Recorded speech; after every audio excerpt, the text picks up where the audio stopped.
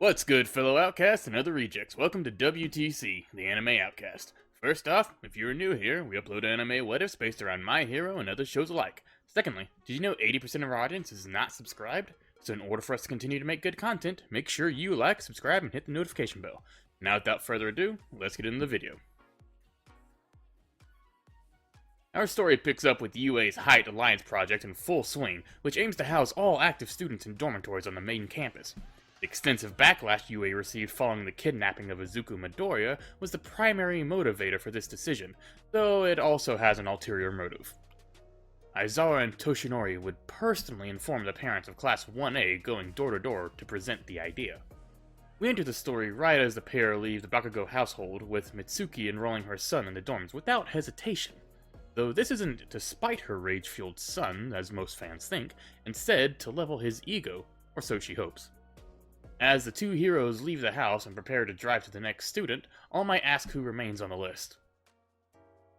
Most of the class still remains, though it appears that Midoriya, Ashido, and Ojiro don't live too far from here.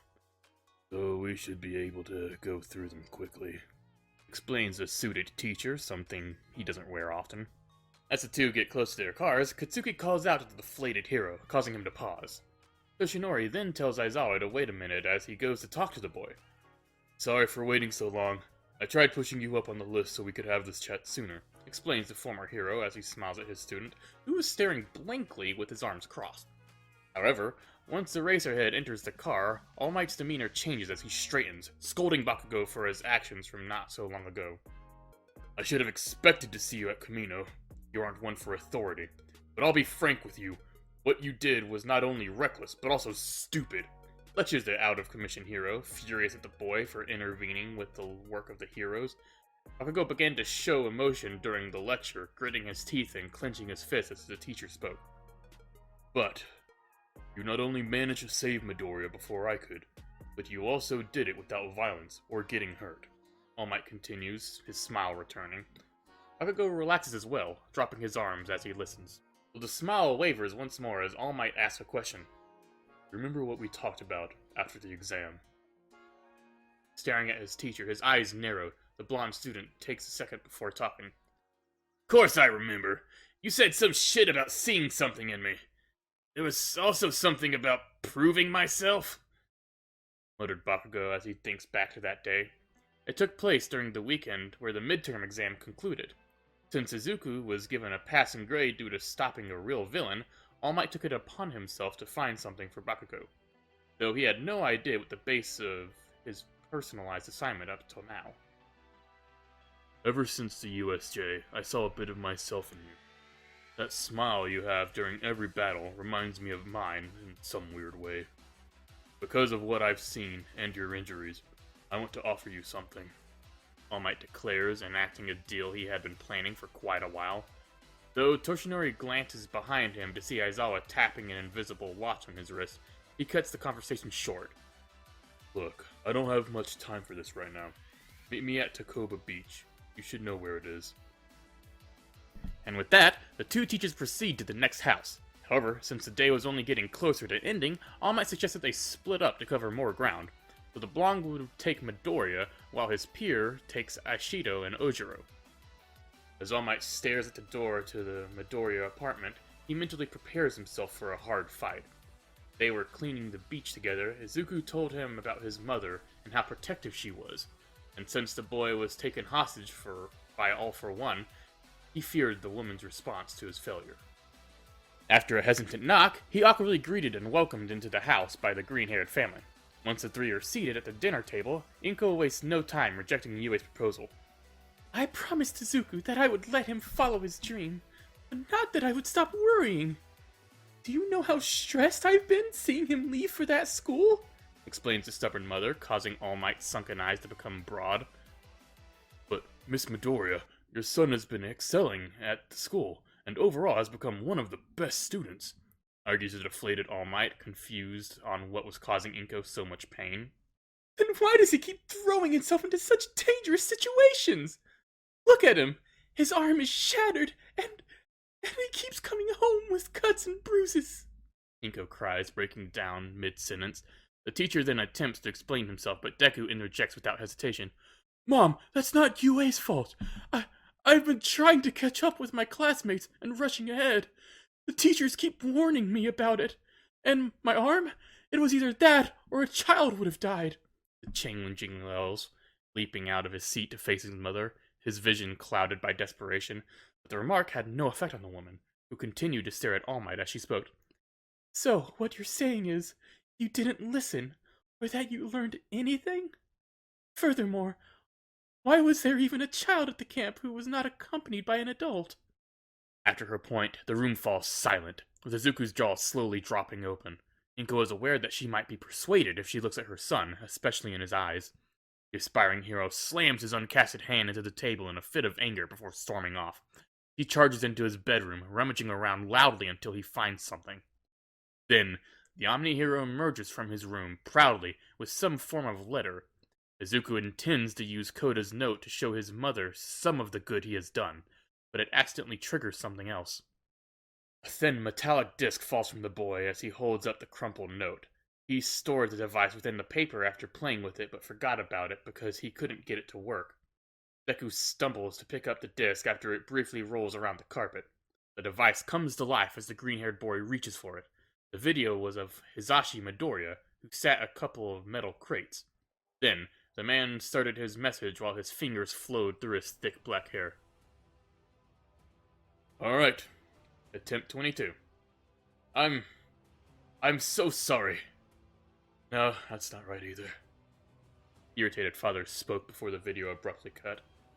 Yoshinori's eyes switched between looking at the two Midoriyas, wondering who the man was, with the other staring at in confoundment. Wasting no time, the watchbearer grabs the hollow disc and places it within the middle of the table with another video playing. Look, I've been filming these all day, and I'm getting nowhere. So I'm just going to start with apologies. I'm sorry for everything. Letting those villains get their hands on you, not being there to help guide you, and not being your father when you needed me the most. Rambles Hisashi Midoriya, listing several more things for which he apologizes before getting back on track.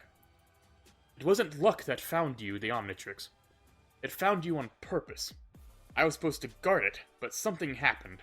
Let's just say an emergency failsafe activated while transporting it, and it tracked you down because it knew your ties to me. Sort of. The plumber explains, which was a burning question on Izuku's mind ever since he came across the watch. But in that moment of pride, Izuku places his broken hand upon the dial of the Omnitrix and smiles. Truth be told, I never planned for you to keep it. I was going to have an old friend remove it, but as the League has painfully demonstrated, it's not that simple. The Omnitrix has clearly merged with your DNA. It is now a part of you, a second heart. Further explains the father before turning his attention to someone else. Inko, my dear, I hope you're there. You don't have to be scared. I can't say I blame you, however. I should have been there to save my own son.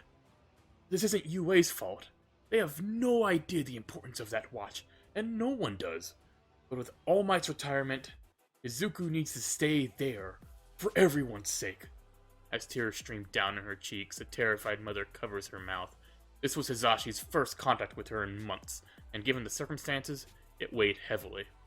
Though Hisashi isn't quite finished, addressing his son one last time. I'm planning on returning home soon. But I know Tetrax and Naomasa can help you until then. Remember, Izuku, that despite its immense power, the watch is only a support item. You are the hero. The man finishes with a slight nimble smile on his face as the device shuts off. After that, the room goes silent, with All Might feeling like he was reading a book but started halfway through it. I just don't know about this, cries Inko as she starts breaking down. Her son goes to comfort her as Toshinori stands from his seat. The former hero goes to the side of the mother and takes a deep breath. Then, with a large puff of smoke, he dons his muscle form one last time and drops to his knees. I'll be the first to admit that I was a lousy teacher, but I beg you to give the UA teachers one more chance. Your husband is right. The world needs more heroes like me. and I believe your son could be the next in line to take my place. The Eiichiro pleads with the fearful parent, causing her a moment of pause. The tears then stop for a split second as she looks at the man who was on his hands and knees for her. Izuku, what? Fine. I'll allow him to attend UA. Inko mutters as the muscles on Toshinori's body fade away. A few days pass before the students return to UA, during which Izuku spends the majority of his time testing the Omnitrix. The watch has been acting funny since his fight on the mountain. To do this, he snuck out at nightfall to his training ground of choice. Once there, he discovered that it was working normally remotely, allowing him to transform as usual. Despite this, however, he discovered he had 5 new transformations, including the ones he had recently used for the power surge. They include the aliens we know as Way Big, Eye Guy, Snero, Blitz Wolford, and Ditto. We pick up with Izuku on the beach while he is in a newly acquired wolf form. A massive splash of water erupts from the sea as the teenage werewolf lets out a sonic howl at the water. The changeling pauses for a moment to marvel at his abilities before reverting to human form to take notes. A distant wave from the corner of his eyes catches his attention after a few minutes of doodling notes into a copy. A tall blonde man accompanied by another blonde boy waves in the near horizon. Our green hero recognizes them as All Might and Bakugo as they get closer within earshot. Oh, Mr. Toshinori, what are you doing here with Kachan? Izuku stutters, perplexed by the sight of the two together. Midoriya, the gig's up. Your mother literally saw me in this state not even a day ago. All Might chuckles, joking that Izuku's old habits die hard. In his mind, the skeletal form will always be as Mr. Toshinori. So sorry about that. But still, why is Kachan here? Questions the green shapeshifter, eyeing his classmate in confusion. At first, he motions for the blonde boy to explain, but he just stands there with his arms crossed, sporting a resting bitch face. Well, since you entrusted the both of us with one of your secrets, it's only fair we do the same, declares the blonde symbol as he raises one of his bony arms and clenches his fist. You see, my quirk has not been lost as a result of my broken body. On the contrary, I have now passed on my power to Bakugo, who will take over as my successor. Explains All Might, giving Izuku parts of a puzzle, but never the whole thing. But the Omnitrix wielder questions that, as passing someone's quirk onto another is unheard of in this society. Just because you don't understand something doesn't mean it isn't real, dumbass! All Might's quirk allows him to take and pass on power. How did you think he got so powerful? Berates Bakugo, accusing Izuku of not being as open-minded as he believes. All Might then explains that his quirk has superpower, giving him the ability to gain power from others and pass it on to someone else. Well, considering the fact I have an alien watch, I shouldn't be surprised, the boy mutters, resting his hand on his chin. But as he thinks about it, another question arises in his mind. Why him? Midoriya asks, causing his peer to become irate. Then, Katsugiri begins to roar, as if Deku has a problem with it. What? No, of course not. I was just curious, retorts the alien boy, causing All Might to step in. With Bakugo's injuries, I thought he'd be an ideal vessel for the power. I'd be keeping an eye on him since your fight during first-class training.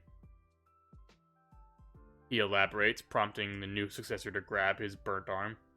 Did you have to tell him about that part? Bakugo mumbles through clenched teeth. Our hero, on the other hand, lets out a small chuckle. With that, the three move on to another conversation that we don't need to hear. So instead, we move to when Class 1A returns to UA since the forest attack. As the students crowd the massive dorm, which resembles a manor house more than anything, Aizawa starts to explain a bit about it. Each student would be given their own room, fully stocked kitchen, and communal areas. Katsuki Bakugo, Momoyaya Rozu, Eijiro Kirishima, Shoto Todoroki, Ukakame Tokoyami, exclaims the sleepless man, his scarred eyes narrowing with each name, but the whole student body became tense as Aizawa went down the list, as they all knew what came next. You all know what I'm talking about based on your reaction. If it were up to me, I'd have expelled you. Particularly those who failed to prevent their peers from doing what they did. Midoriya should be allowed to stay because he was the one kidnapped, followed by Jiro and Hakakure, because they were both unconscious at the time. Explains the battle-hardened hero, his gaze shifting between those present at Kamino. An enormous wave of pressure is applied to the class, causing a lump to form in all of their throats. Our protagonist clenches fist in annoyance, wanting to speak up, but knowing full well that he wouldn't be able to change his teacher's mind. However, with All Might's retirement, that's not an option right now. Shota then clarifies, causing the collective gasp. The teacher then gives an ultimatum. Stay model students for the rest of the year, or be expelled the minute you step out of line. An odd tension still lingers as the students are left to inspect their new living space on their own. Some, primarily Kaminari and Kirishima, attempted to lighten the mood with simple competition. The winner would be whoever had the best decorated room. There is one minor change in the rooms, though. A high-end, almost alien-looking PC would stand in Izuku's room. The machine is a pristine white with red accents that looks out of place in the All Might-clad room. Plumbers had given him the computer, which had low-level access to their database. This would allow him to study his alien playlist and try to unlock more, but it wasn't going to win any room competition anytime soon. After 1A has settled into their living quarters, their classes resume to some degree of normalcy. Because of the abrupt end of their training camp, the students are forced to work harder over the next few days to meet their summer trip goals. This brings us to the Super Move workshop with the primary hero course teachers. Because of their destructive nature of this training, it takes place in a modified version of the Gem Gamma. Cementos used his quirk to give each student the space they needed to use their quirk in its full potential, and Ectoplasm uses his clones to provide them with personal guide as well. As Izuku slid on his signature black glove, he took a second to take in his hectic surroundings. Anyone not accustomed to the class would easily have a sensory overload.